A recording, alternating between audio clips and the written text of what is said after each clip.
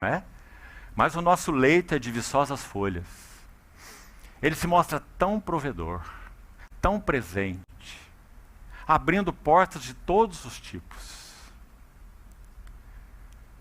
Mas finalmente, como diz o texto, quanto mais intensificamos nossa relação com Ele, eu me sinto, depois de todos esses anos, tão só, tão vazio, sem verdadeira alegria e sem contentamento. E me arrependo de ter dado a Ele os meus mais devotados afetos. Meus irmãos amados, consideremos diante do Senhor o significado dessas coisas em nossas próprias vidas, enquanto é tempo.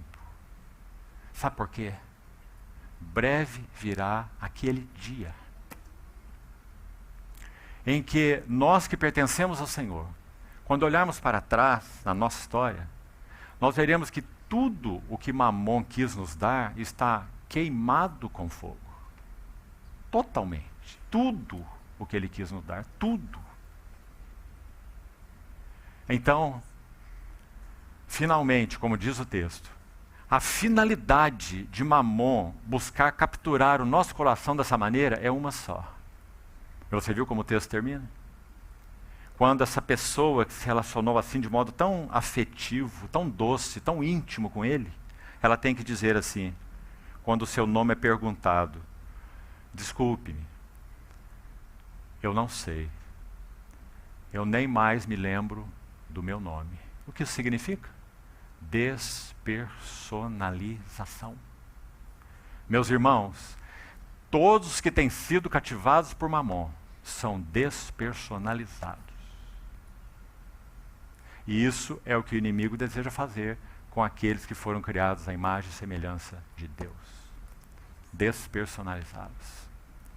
Então, voltando ao texto, quando o Senhor disse a esse rico coletor de impostos, segue-me, nós vemos aqui um versículo, verso 28. Ele se levantou e, deixando tudo, o seguiu. Não é maravilhoso?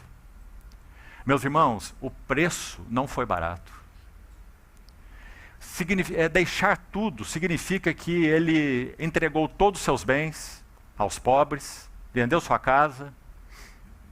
O texto vai deixar claro que não. Graças a Deus, porque nós temos esse equilíbrio espiritual aqui. Mas é um equilíbrio de fio de navalha. Compreende o que eu quero dizer? De fio de navalha.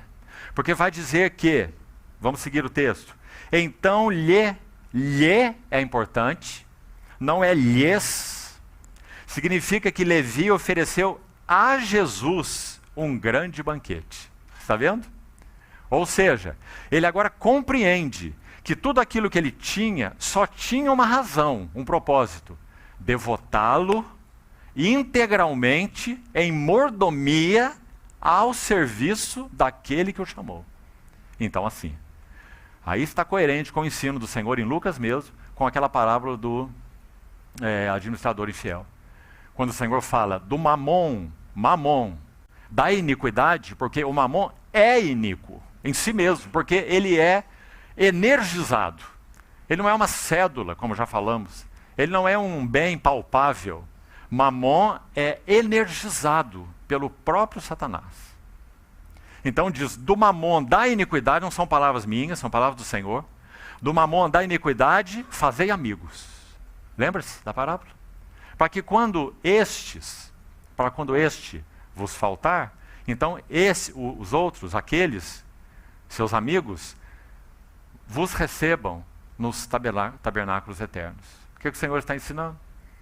Ele está ensinando que, misteriosamente e maravilhosamente, esse que procurou ganhar, capturar, dominar o nosso coração, debaixo de submissão de nosso coração, não dele, do mamon em si, nosso coração, a Cristo, esse mamon pode ser conquistado e usado para a promoção da glória do Senhor. E é isso que vemos na história de Levi, de modo tão lindo, meus irmãos. Mas, de novo, quero repetir, é um fio de navalha Porque muitos pensam, que bom então eu quero ganhar ainda mais, para que eu administre para o reino, certo? Então vamos nos avaliar. Nós estamos administrando para o reino? Como? Em que sentido?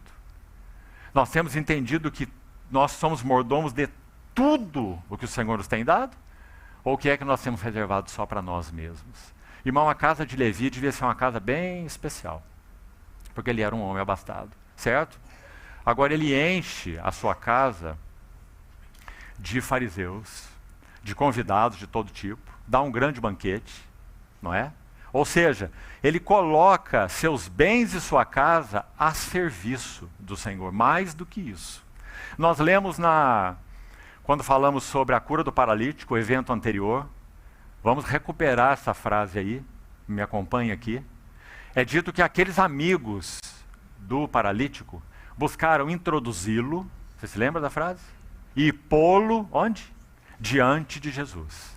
Você está vendo a mesma coisa agora pelo outro lado na vida de Levi? Preste atenção. O que Levi está fazendo, dando a Jesus, ofereceu-lhe Levi. Ofereceu a Jesus um grande banquete. Para quê?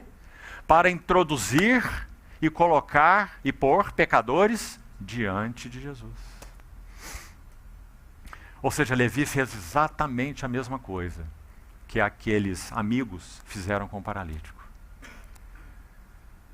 Louvado seja o Senhor, meus amados irmãos. Essa é a finalidade mais sublime dos nossos bens, da nossa casa e de tudo que o Senhor nos tem dado. É para introduzirmos e colocarmos pessoas diante de Jesus, de variadas maneiras, usando aquilo que o Senhor tem confiado a nós.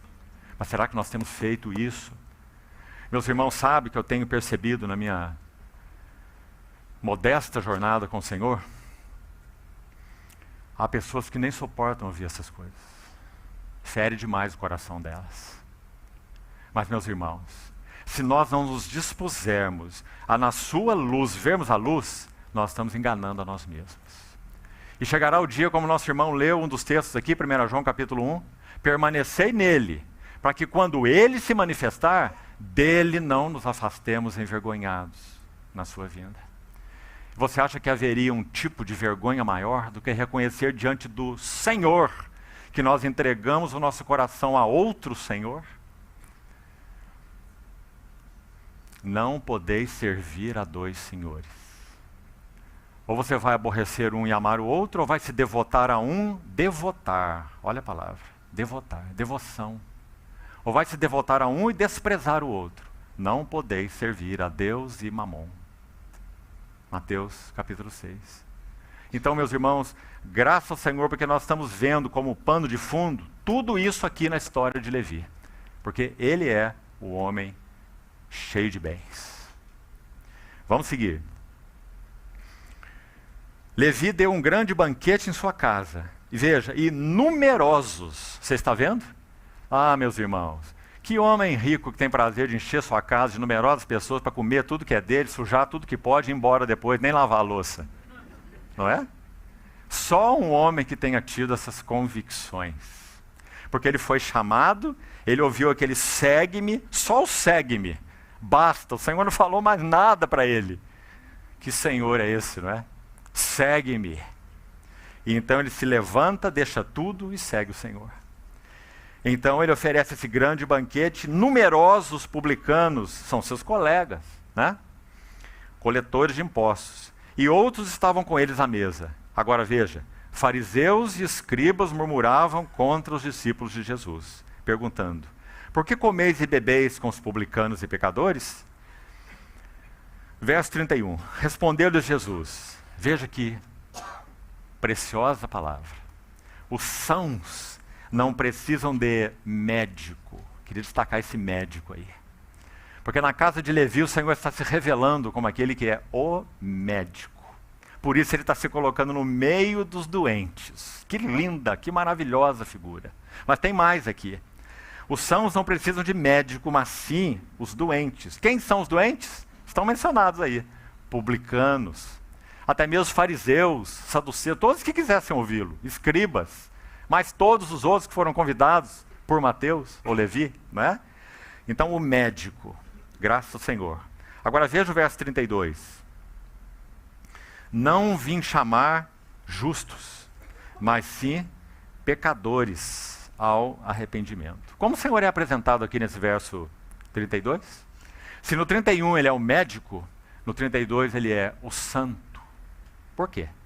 Porque ele está chamando pecadores ao arrependimento. Então, meus irmãos, que gozo